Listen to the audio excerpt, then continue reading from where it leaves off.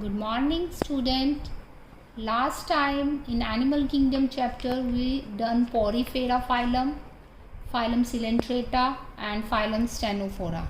So now we started with the phylum Platyhelminthes. So the Platyhelminthes is common name is flatworms. इन्हें हम flatworms भी कहते हैं. Why the flatworm body is dorso-ventrally flattened? You can see in the diagram also. That is the example of platyhelminthes. आप diagram से देख सकते हो कि बॉडी क्या है, फ्लैटेंड है. ठीक है, so that's why it is body is dorsoventrally flattened. That's why the name is flatworms. इसीलिए इसका नाम क्या है, flatworms. These are the parasites. So they have a organ level of organisation. Triploblastic, bilateral symmetry, ये terms हमने chapter की starting में कर ली थी. Acoelomates. So have hooks and suckers for absorb. क्योंकि ये पैरासाइट है तो दूसरे की बॉडी से फूड एब्जॉर्ब करेगा. तो बॉडी से एब्जॉर्ब करने के लिए इसके पास क्या होती है, hooks and suckers are there for absorb the nutrient from the host directly. And special cell called flame cells perform excretion and the osmoregulation. जो एक्सक्रीशन का फंक्शन है और ऑस्मो रेगुलेशन का वो पर्टिकुलर स्पेशल सेल परफॉर्म करते हैं, that are the flame cells. Non metameric segmentation. आप देख रहे हो बॉडी में सेगमेंटेशन नहीं है. hermaphrodite, internal fertilization, development that include the larva stage also, and the planaria has regeneration capacity. इनमें जो planaria आते हैं उनमें वो कैपेसिटी है रीजनरेशन की. रीजनरेशन मतलब कोई भी पर्टिकुलर पार्ट अगर कट हो गया तो वो उसमें कैपेसिटी है कि वो जो पार्ट लॉस्ट हो गया उसको दोबारा से क्या कर सकता है, रीजनरेट कर सकता है. So that is all about the platyhelminthes. Next we started with the aschelminthes. Aschelminthes को हम राउंड वॉर्म्स भी कहते हैं, round worms also, because the body has a circular outline in cross sections. तो बॉडी में क्या है, सर्कुलर बॉडी है, free living, terrestrial and aquatic. Look at the diagram. That is the example of round worms, that is Escalmenthes.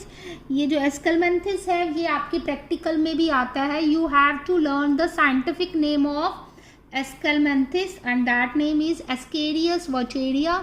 So ये आपको इसका scientific name आपको क्या करना पड़ेगा, इसका लर्न करना पड़ेगा.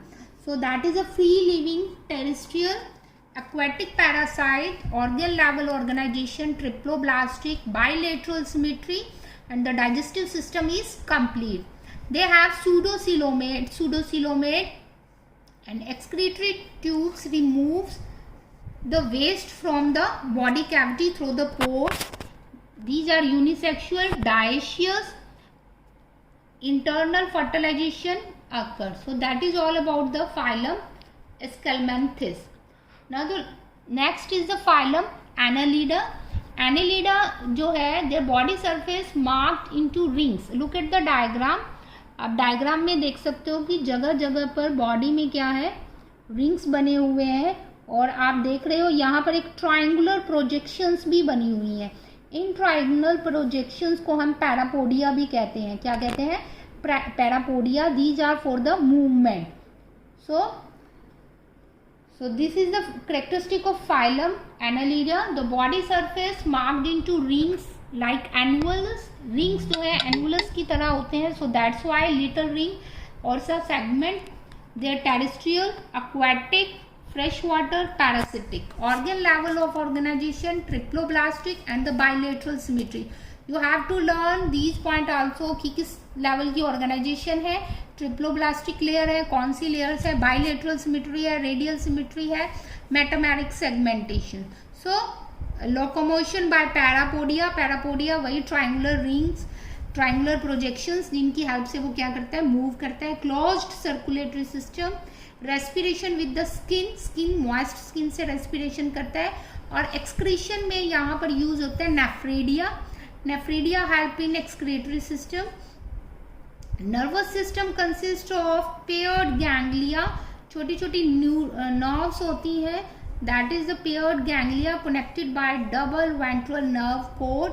ब्रेन कंप्लीटली डेवलप नहीं होते हैं, छोटे छोटे इस तरह की गैंग्लिया स्ट्रक्चर होते हैं और जो पेयर नर्व से कनेक्टेड होते हैं. These are bisexual, sexual reproduction involve internal fertilization, and the example is Pharetima and the Nares. So in this we done 3 phylums, that is the phylum Platyhelminthes, phylum Esculenthes and the phylum Annelids. So I give you assignment also. You have to complete that assignment in your register. Always complete the register timely so that I can check. Have a nice day.